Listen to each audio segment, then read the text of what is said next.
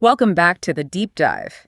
If you've ever loved that classic 1970s modulation sound, That real analog swirl. exactly, that warmth, but maybe you find modern pedals a bit, I don't know, restrictive sometimes. Well, this deep dive is definitely for you. Today, we're going to cut through some of the noise and look at a piece of gear that honestly seems to nail that vintage tone while giving you way more flexibility than you'd expect. Okay, let's unpack this. The focus today is the MXR Custom Shop CSP-099 Phase 99. The Phase 99, yeah. And our mission really is to figure out how this pedal, which came out in 2010 from the Custom Shop, managed to pack in, the best of that 70s MXR sound. Right. But also massively expand what you can actually do with phasing. It's like they crammed two legendary pedals into one little red box. It really is a perfect example of, analog evolution. When MXR did the Phase 99, it wasn't just a minor tweak. No. They properly doubled down. They took the core of the Phase 90, which everyone loves. The legend. Yeah, mirrored that circuit, and then built this whole control system around it so you could run them together or independently. It created these complex sounds you just couldn't get otherwise. And that foundation, that's everything, isn't it? We're talking, 2010 release, MXR Custom Shop, so CSP. That's right, CSP. And the whole idea was basically stacking or blending or syncing two separate vintage-style phasers. And I really want to stress this for you listening. This isn't digital modeling. No, absolutely not. It's pure analog circuitry doubled up. And the source material is clear, right? It's based specifically on the script era Phase 90. Which is crucial. That means we're talking about that classic four-stage JVET phaser design. Okay, help us out here. Why is JF such a buzzword when we talk about analog warmth? Why does that matter so much? Couldn't they just use, modern chips? Well, you could, but it wouldn't sound the same. JVET's junction field effect transistors, they're just fundamental to that classic sound. They behave a bit like tiny vacuum tubes Oh, interesting. in how they handle the signal. They add this natural compression, a little bit of gentle harmonic distortion when you push them. Right. And that's what gives the phasing that really lush, thick, almost syrupy quality. It stops the sweep sounding thin or, sterile. It's kind of the secret sauce for that 70s MXR vibe. Secret sauce, I like that. So inside the box, we've got two of these JF circuits, Phase A and Phase B. Each one can do the full four-stage sweep. Yep. Full sweep capability. But the clever bit is they're usually controlled by just one shared speed knob that handles the LFO rate, right? Exactly. LFO, low frequency oscillator. Just think of it as a really slow, smooth wave that's driving the effect, pushing those filter notches up and down the frequency range. Okay. And that one speed knob, it lets you dial in everything from that super slow atmospheric kind of wash. Glacial.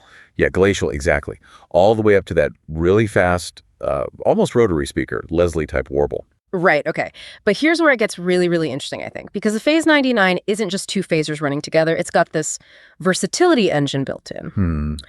Beyond the speed knob, there are these two other key controls that totally define its character. And that sync switch, that feels like the first really critical bit of engineering here. Oh, the sync switch is huge. It fundamentally changes how those two internal phaser circuits interact spatially. It's not subtle. It's a massive sonic shift, depending on whether it's on or off. Okay, let's break down sync on first. Yeah, sure. Because the source material makes this big claim, it creates a pulsing stereo illusion, even in mono. How does that even work if you're just plugged into one amp? It's a fantastic bit of psychoacoustic trickery, actually. It's really clever. Okay. So when sync is on N, both phasers run at the exact same speed, controlled by that one knob. But here's the key.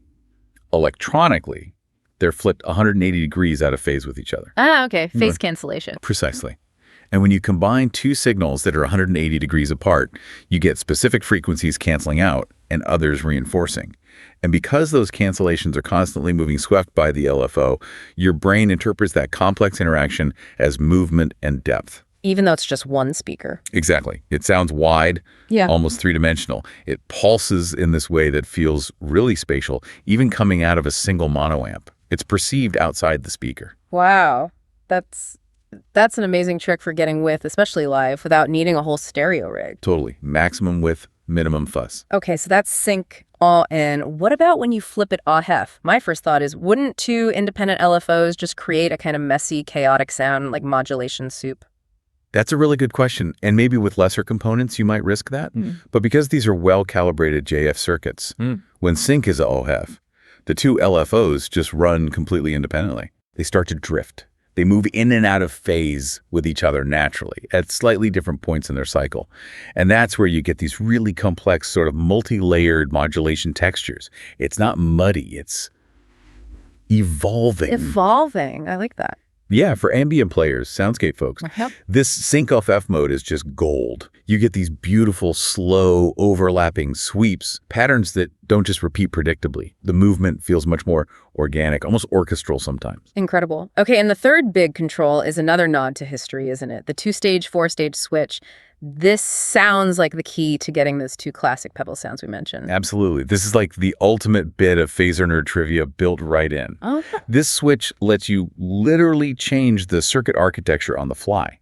You're choosing how many filter sections or stages the signal goes through. right. So what does a stage actually do, and how does doubling it from 2 to 4 change the sound so much? Okay, so each stage creates a notch, like a dip, in the frequency spectrum. That's where phase cancellation happens. The LFO sweeps these notches up and down. Got it. In 2-stage mode, you've only got 2 notches moving. That copies the sound of the old MXR phase 45, much subtler, smoother. Right. The phase 45 was always gentler. Exactly. Yeah. The sound is quieter, the sweep is shallower, less in your face. Right. Then you flick it to 4-stage mode. Now you've got 4 notches sweeping. Deeper cuts. Much deeper cuts, yeah, and more pronounced peaks around them. This gives you that classic, much more intense phase 90 sound. It's deeper, more prominent, often described as vocal because of that resonant swell. So it's not just like turning a depth knob down. You're fundamentally changing the character of the phase. 2-stage for shimmer, 4-stage for swirl. That's a great way to put it. 2-stage is perfect for adding texture without overwhelming things. It's great for stacking with drive or fuzz because it doesn't get too thick. Okay. Then 4-stage, yeah, that gives you the full-on unmistakable Van Halen swirl. Yeah. Big, bold, definitely makes a statement. Okay, let's talk tone and application then. Because even with all this complexity under the hood, it still keeps that core MXR warmth, that analog feel.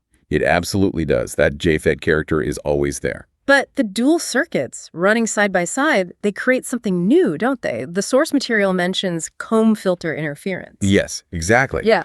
When you have 2 sweeps interacting, whether they're synced or drifting, you get these complex overlapping patterns of peaks and troughs in the frequency response. Think of it like 2 combs with slightly different teeth spacing moving across each other. Oh, okay, yeah, I can visualize that. The teeth sometimes line up, sometimes cancel each other out. That constantly moving interference pattern is what gives the Phase 99 its really unique texture, especially in certain modes. Our sources point out that sometimes maybe sync OFF 4-stage can sound almost like a univibe crossed with a flanger. Really? That's quite a claim. Yeah, you get the watery pulse of the phaser, but the complexity and the sort of deep, resonant filtering feels almost flanger-like, but without that metallic edge you sometimes get with flangers. It's chewy. Chewy. Okay. That makes it sound incredibly versatile. So for you listening, thinking about how you might actually use this, let's get specific. Okay, for lead guitar, those 4-stage modes are great. You get that really lush depth for solos, think classic rock or blues, but it doesn't seem to turn your tone to mud. Maintains clarity. Yeah, but where it really shines, I think, is rhythmic stuff. Funk. Brog. Definitely. That sync-on mode with the pulsing stereo illusion, it creates this incredible hypnotic bed for rhythmic parts. That push-pull of the out-of-phase sweeps is just really rhythmically compelling. And what about the ambient crowd, the shoegazers, people building huge soundscapes? They're going straight for sync-off, no question. Because those LFOs are independent, you can set slightly different speeds and just let them drift. You get these long, evolving textures that never quite repeat, perfect for pads, atmospheric washes, stuff that needs to breathe and change over time. And we shouldn't forget bass players or synth users either. Good point. Modulation can kill low end sometimes. It really can. But because the 2-stage mode is inherently subtler and the phase interaction can actually be quite gentle on the low frequencies, you can add movement without totally gutting your fundamental tone. That's a big plus for rhythm instruments. So it really is a well-rounded tool. And that quality thinking extends to the build too, right? It's still in that classic MXR script style box. Compact format. But they added true bypass switching, which is important. And crucially, hand-calibrated JF matching. Yeah, that JFET matching is really a custom shop signature. They're not just grabbing any JFETs. They're actually testing and selecting them by hand. Wow. To make sure the sweeps of Phase A and Phase B are as perfectly matched and consistent as possible across the whole speed range. It's that dedication to analog integrity, even when making something more complex. Okay, so let's zoom out. Connect this to the bigger picture. Why is the Phase 99 seen as kind of important? Not just a cool pedal, but significant in MXR's history, maybe modulation history. Well, I think it really cleverly marries two different eras of MXR. You've got the absolute purity of the 70s analog sound, that JF Magic we talked about. Right. But then it applies the kind of flexibility and dual functionality that you expect from modern pedals, Yeah. from the 2010s onwards. And importantly, it showed how much you could expand phasing possibilities without going digital. It set a benchmark for high-quality dual phasers built with purely analog circuits. It proved you could get that complexity by duplicating and smartly controlling a classic design. Before this, if you wanted two matched phasers, you literally had to buy two Phase 90s and try and sync them somehow. Pretty much, yeah. Or hope you got lucky with two that sounded similar. So effectively, the Phase 99 packs a Phase 45 sound, a Phase 90 sound, and this totally unique dual phase thing into one box. That's the package. Yeah. And it's a high-quality version of each. That's a massive achievement. No wonder it became a bit of a cult favorite. Exactly. Session players, ambient artists, people who need versatility and quality. Yeah. They got 3 decades of iconic phaser sounds plus new textures all in one pedal. It's efficient. Right. So what does this all mean for you listening? I think the Phase 99 is just a masterclass in getting the absolute most out of an analog circuit. They doubled it, then found really creative ways to play those two circuits off each other. It's a shortcut to a huge range of warm, usable modulation. And maybe let's end on that core idea, the pulsing stereo illusion. Remember, the Phase 99 creates this sense of width from a mono signal just by manipulating phase relationships, by tricking our ears. So here's a thought for you to chew on. When you're crafting a sound, whether it's in a mix or on your pedal board, how much can these kinds of psychoacoustic tricks, phase interactions, subtle cancellations achieve in terms of perceived space and depth compared to just panning things left and right? What does it tell us about how we actually hear depth and maybe how easily our perception can be influenced?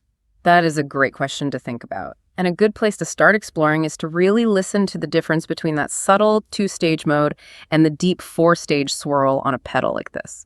You might find, like you said, you don't always need 2 amps for a wide sound. Exactly. Okay, that's all for this deep dive. We'll catch you next time.